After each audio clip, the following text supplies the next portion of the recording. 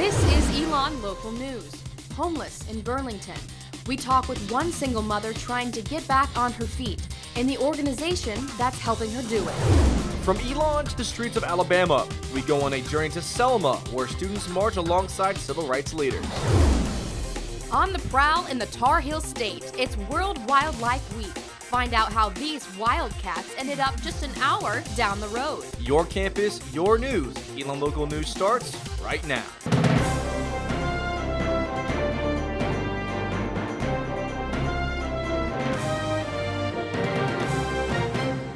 Thanks for tuning in to this Elon Local News. I'm Justin Beagle. And I'm Meredith Stutz. We start with a look at an issue affecting hundreds in this county. 18% of residents in Alamance County live below the poverty line. This is slightly more than the 17% statewide. And many of these residents are homeless, but there is only one homeless shelter in Alamance County.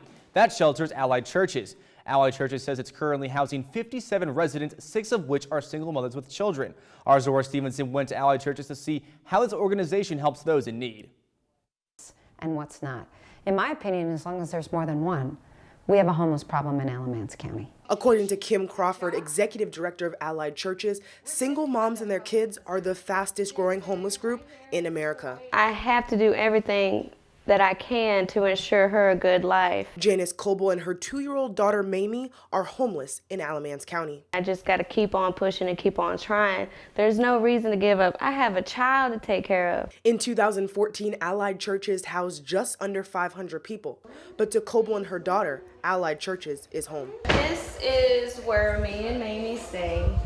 I just got back from going out looking for a job. Coble moved to Burlington after fleeing an abusive relationship and weeks later lost everything in a house fire, forcing her to turn to Allied Churches. Some people would be ashamed to say they stay here at the shelter, but I jump up and down and yes, I stay at the shelter. Y'all can laugh at me if you want to. I think the people that come through our front door are some of the bravest people I've ever met, because they actually have to come in and say, hey, I got nothing. Crawford hears stories like Cable's every day, but says, I want to house you and I want to house you once, and while I love you dearly, I don't want to see you again. Residents at Allied Churches are required to actively look for jobs and stable housing. Just got my ID, just got my social security card, so now I can go to work. I'm trying everything that I can. While Coble may be going through some tough times, her dream is have a stable job, have a stable place to live, and be able to sit down and smile and say, I did it, I made it. Zora Stevenson, Elon Local News.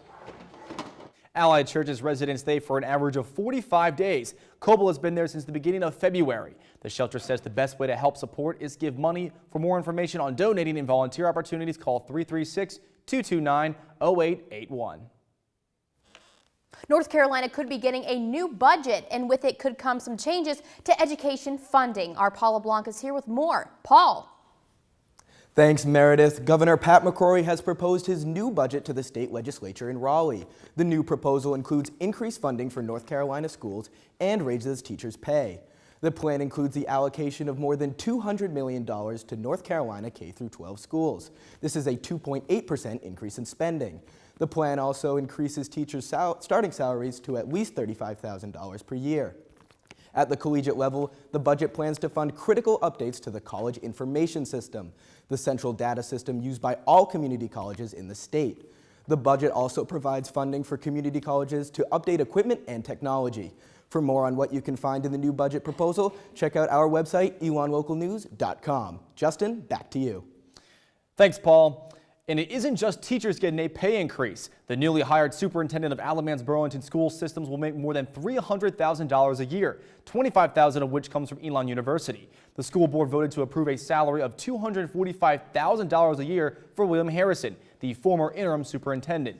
Additionally, the board will accept up to $85,000 annually in donations from Elon University, fabric manufacturer Glen Raven, and nonprofit organization Impact Alamance to pay Harrison. University spokesperson Dan Anderson told ELN that, quote, Elon University has a long history of partnership and involvement with Alamance Burlington School Systems. We believe a financial investment by this university at this critical time will pay great dividends, end quote. ELN is interviewing Harrison this week, and we'll have the story online at elonlocalnews.com.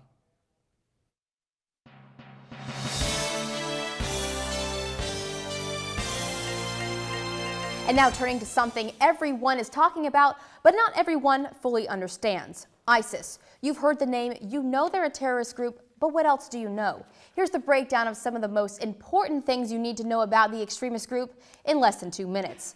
At first, the United States didn't consider ISIS a threat, but now the government is debating just how much the U.S. military will get involved to fight the terrorist organization. Currently, the Obama administration has allowed for U.S. airstrikes to take out ISIS leaders. The White House says ISIS is not only a terror threat to the people of the Middle East, but also here in the United States. Last month, President Obama submitted a proposal to Congress requesting for a, quote, authorization for the use of military force, end quote. Now the name, ISIS, stands for the Islamic State in Iraq and Syria. The terror group's name comes from its mission to create an Islamic State. The U.S. State Department, says the group is also known for the Islamic State in Iraq and al-Sham, based on an English translation of the Arabic acronym. Meanwhile, the federal government and the Associated Press has been referring to the group as the Islamic State in Iraq and the Levant, or ISIL. The Levant includes a wider territory that spreads across the eastern Mediterranean and includes Cyprus, Egypt, Jordan, Israel, Palestinian territories, Lebanon, Syria, and Turkey. The group was established in 2004 and later spread to Syria and other territories in 2013. According to the National Counterterrorism Center, the jihadist group emerged from the Sunni sect of Islam. For years, they were a part of al-Qaeda, but in February of 2014, al-Qaeda separated itself from ISIS because of a power struggle between the groups and their extreme tactics. ISIS is known for its extreme violence, including beheadings and crucifixions, killing thousands, including 4 Americans. Now, this is just a basic breakdown of ISIS, and for more information, check out ELNlocalnews.com.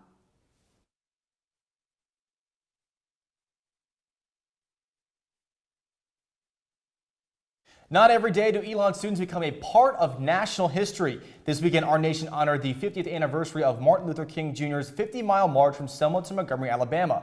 Our Ashley Boley now joins us. And Ashley, you were actually in Selma this weekend, correct? Yes, I was. It was a great experience. It was so much fun to be there and to be in the fervor of the crowds. And we got to see a lot of different social justice movements as well. And it was great. We heard President Obama speak on Saturday along with civil rights activist John Lewis. And then on Sunday, we actually went to the march, the 50th anniversary march, and we marched across the bridge, and it was a wonderful experience. So great to see it up close and in person. Now, what was the most impactful moment of the entire day? Yeah, I definitely feel like President Obama's speech was just huge on Saturday. He definitely wanted to intertwine diversity and equality issues that seem to be our nation's biggest problem right now, intertwining gay rights and immigration and just trying to really urge the nation to take part in acting against these issues. And how can ELN students relate to what this march in particular represents? Yeah, so they definitely want to keep open dialect and really remember and reflect on what we've done and where we've come, but not to forget about the progress that we still need to make. So we still have some ways to go, as a lot of people have been discussing, but overall, everyone seems to really be looking for good steps in the future. All right, well, thank you very much, Ashley. I hope you had a really, really good trip. And we're actually going to take a longer look at this trip right now. One class got to see what they've been reading in their textbooks come to life. It's so much bigger than just one person. ELN students joined President Barack Obama and civil rights leaders in honoring the marchers this weekend. The 50-mile walk from Selma to Montgomery was a turning point in the passage of the 1965 Voting Rights Act. Students followed in Martin Luther King's footsteps 50 years later and walked the Edmund Pettus Bridge, a place where marchers were once brutally beaten for trying to enact change. It saddens me to hear when people say oh, I don't vote, there's no point, it doesn't make a difference. This whole movement is about our right to vote. The people who walked across the bridge risked their lives so that we could vote. So why? What's your reason for not voting? Senior Kira Hood says she was in awe when she walked across the historic bridge. It doesn't even match up to what they did, the civil rights movement, everyone who was involved. It couldn't. Sophomore Josephine Gardner says she's still hoping for Martin Luther King Jr.'s dream to become a reality. I think in the future, Dr. King said, that to not be judged by your skin of color, She recognizes that there is work still to be done in the name of equality. I want that everyone to not really look at and see that the difference, but to see what we have in common. Both students say the trip to Selma empowered them to bring these conversations on diversity and equality back to Elon. Coming up, we're en route. We'll get on the bio bus to see how it's making an impact on more than just the environment. Later, find out how we can protect these exotic wildcats in our own backyards.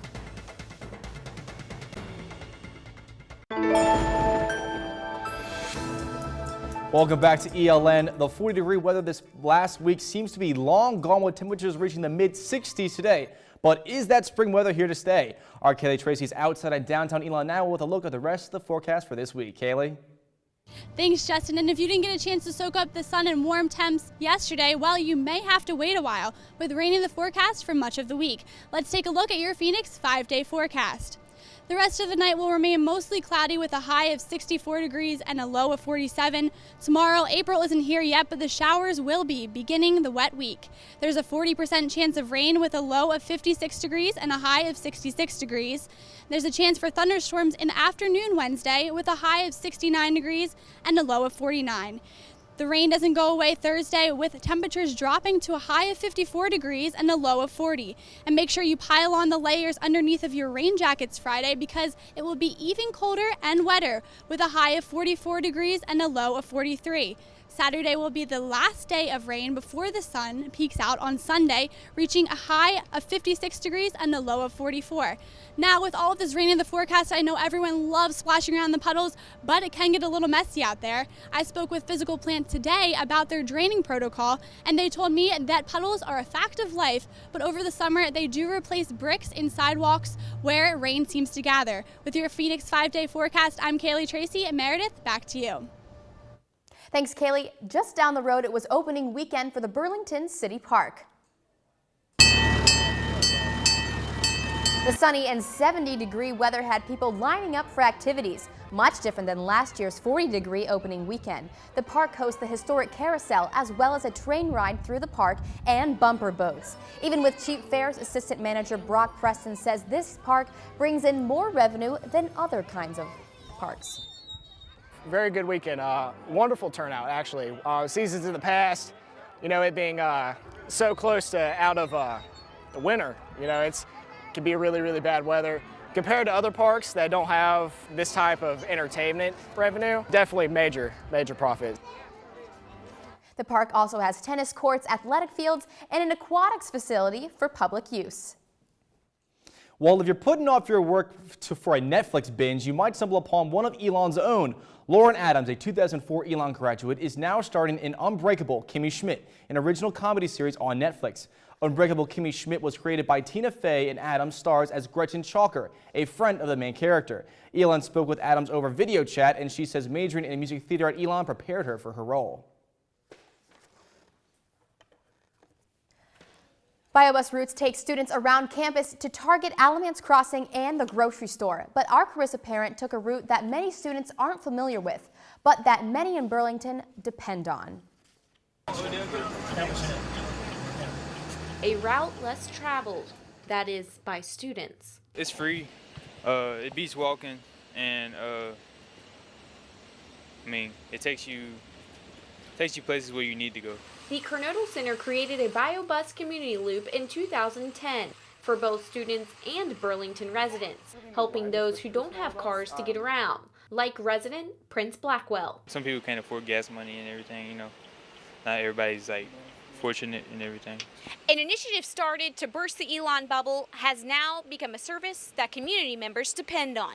It'd be hard for us to get around and stuff. And then taxi cab costs a lot of money, so this is very useful for us. Burlington resident Philip Walker says without the Burlington Loop, he would have to walk everywhere. Burlington don't have no transportation. There's no transportation. The bus runs 5 days a week from 2:30 to 6:30. The residents would like to see those hours get extended, but for now, they enjoy the free ride. Carissa Parent, Elon Local News. And if students just want to explore Burlington themselves, they can schedule a tour guide through the Conoto Center. The tour will take students on the loop, introduce them to downtown, and stop in places like Allied Churches, May Memorial Library, and the Burlington Housing Authority. Coming up, it's World Wildlife Week, so we'll introduce you to the big cats of Carolina.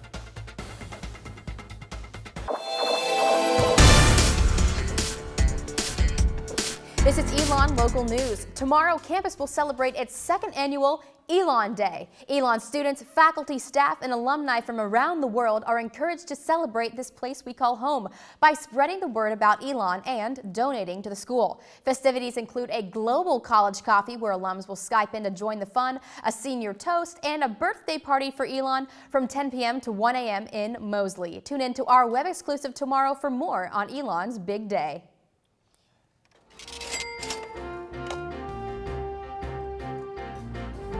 Spring break countdown is at 11 days, and as you're scrambling to finish up all of those projects and papers, some of you might also be working on losing some of that winter weight. Our Jackie Pascal is in studio with this week's College Consumer on how to lose weight on a budget. Jackie?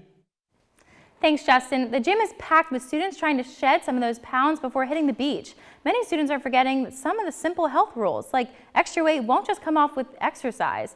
The real results come from exercise combined with a healthy diet, so those late night milkshake runs have got to go. Of course, students are also trying to save up money for breaks, so here's a couple of tips to eat healthy and be smart with your meal plan. When you walk into a dining hall, the options are overwhelming. According to public health experts, starting your meal with either an apple or a salad will help you lose weight. These low-cal, high-fiber options will fill you up and you won't eat as much. Another trick is for those who don't eat a good breakfast or don't eat breakfast at all. Grab a to-go box when you swipe in and fill it with some of the fruit, which is provided daily in each dining hall. Put it in your freezer overnight and blend it in the morning for a quick breakfast smoothie that will boost your energy and fill you up with nutrients. Finally, for those meal exchange lovers, Freshie is a good dining option with a vegetable-packed salads, wraps, and bowls. But be sure to check the calorie count listed after each description. The rice and dressings add up quickly. Don't feel like you need to eat the entire meal just because you use a meal exchange. Those are just some tips on how to tip the scale in your favor. With your College Consumer, I'm Jackie Pascal. Thank you, Jackie. Today marks the beginning of World Wildlife Week, and this week promotes the wildlife conservation awareness around the world, but conservation efforts are happening a lot closer to home than you may think. Our Paige Peroso has more. We think of tigers, lions, and bobcats as exotic animals, but they live right here in North Carolina at the Carolina Tiger Rescue in Pittsboro. They all have a great time with these tigers. Amanda Byrne has been working at the rescue center for more than 12 years and is passionate about big cat conservation efforts, both domestic and abroad. And once you understand the bigger picture, you can do more to actually help conservation. Some people see protecting wildlife like the animals found here as an international issue, but it's much more domestic than you think. Tigers breed easily in captivity. What typically will happen is that people will breed the tigers so that they have cubs available to charge people money to pet and play with and bottle feed. Half the animals at the center used to be pets. And although they look cuddly when they are cubs, the big cats are still wild animals.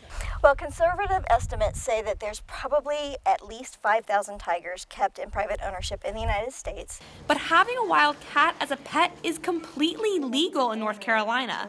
But Byrne says education is the key to change that. Because I think once people understand the bigger picture, it's not a problem anymore. It's just, it won't be socially acceptable to keep a tiger as a pet. And meeting these animals is the first step to understanding them. See them interact here in a way you don't typically see at a zoo. And I think that makes it very real for people. Paige Peroso, ELN Local News. Own Carolina Tiger Rescue Tour. Check out our Twitter for the link. When we come back, ELN went to Baltimore with the men's basketball team. Stay tuned to see how they fared.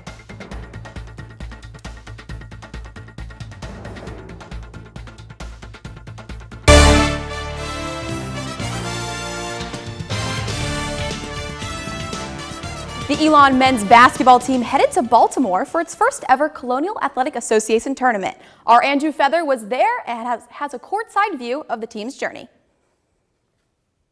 ELN's first season in the Colonial Athletic Association ended in the conference tournament quarterfinals against William & Mary. The loss snapped a 4-game winning streak and sent ELN packing from Baltimore sooner than it hoped, but Coach Matt Matheny isn't looking back. It's a disappointing loss for us because it ends the season, but as every second passes, I think less and less about the disappointment of the end of the season, and I think more and more of how proud I am of the way our guys have fought all year. And fight they did. Just a few weeks ago, ELN was in the midst of a 7-game losing streak, but the Phoenix turned it around, winning its final 3 games of the regular season. Throughout all of the adversity and throughout that, our team had great chemistry and we had great fight. The Phoenix continued its streak in the postseason, winning in the first round against Towson, but as the final horn sounded against William & Mary, it was all over, and 3 seniors finished the final chapter of their ELN careers. We have a group of guys that just fight. You know, that's what we are. That's what we've established all year. I'm so proud of them, man. It sucks that I won't be able to play with them any longer, but you know, I'm excited for the future of these guys. And though the future looks bright for ELN basketball, the pain of the loss still hurts. It is a family. It's something that's real, and there's a lot of love. And when you love as deeply as we love, it hurts when you have a tough day like this. But family sees you through that. Andrew Feather, ELN Local News. The Phoenix finished 15-18 on the year, 7-13 in CAA play. William & Mary will tip off against Northeastern in the CAA championship game tonight at 7. Men's basketball season might be over, but the women's team is hard at work preparing for its CAA tournament debut. Later this week, the team will travel to Upper Marlboro, Maryland for this year's CAA women's basketball tournament. The Phoenix gets started Friday when they take on UNCW in the quarterfinals. A win would put ELN in the semifinals against the winner of the JMU quarterfinal game. We will be in Maryland this weekend bringing you coverage of the tournament, so be sure to follow us on social media at ELN Sports. Now on to a different court. The men and women's tennis teams had a busy Saturday, walking away with some mixed results. The men's team split a doubleheader against NC Central and Georgia Southern. ELN gathered momentum early in the match against NC Central, winning doubles and walking away with 5 of 6 singles victories. ELN's momentum didn't last into their second match against former SoCon rival Georgia Southern. The team failed to claim doubles, only winning on 1 court. And singles was just as tough for ELN, with the Phoenix winning just 2 of 6 matches. Well, we've got to get better. I mean, we're not where we need to be. So we're going to keep working hard and see if we can turn it around. The women's team also suffered a setback on Saturday, falling to Liberty. The loss ended its month-long winning streak. The team fell behind early, losing in doubles, and those struggles continued in singles play, where the team only won 2 matches. For all the latest in Phoenix sports, make sure to like ELN Sports on Facebook and follow us on Twitter and Instagram at ELN Sports. Justin and Meredith, back to you. All right. Thanks, you very Brianna. much, Bree. So tell me, Justin, you were in Baltimore this weekend. How was it? It was a lot of fun. That overtime game against Towson on Friday night was one of the best games I have ever seen. Yeah. Tough loss against William & Mary on Saturday, but Baltimore is a beautiful city. Got to go to the Inner Harbor with Andrew Feather, and just a great experience overall. And that was home for you, right? That is home for me. I got to go home and save my family. It was a great time. Good. And so what are you looking forward to next season? Next season, Elijah Bryant, some of these other freshmen, see how they bounce back in year 2, and just see these new guys come in, see how they produce next year. Well, we're glad you're back. And thank you, everyone. That is all we have for you tonight. Be sure to like us on Facebook and follow us on Twitter, facebook.com/ELN and at ELN Local News. And we're always online at ELNLocalNews.com. For all of us here at ELN, have a great week, ELN.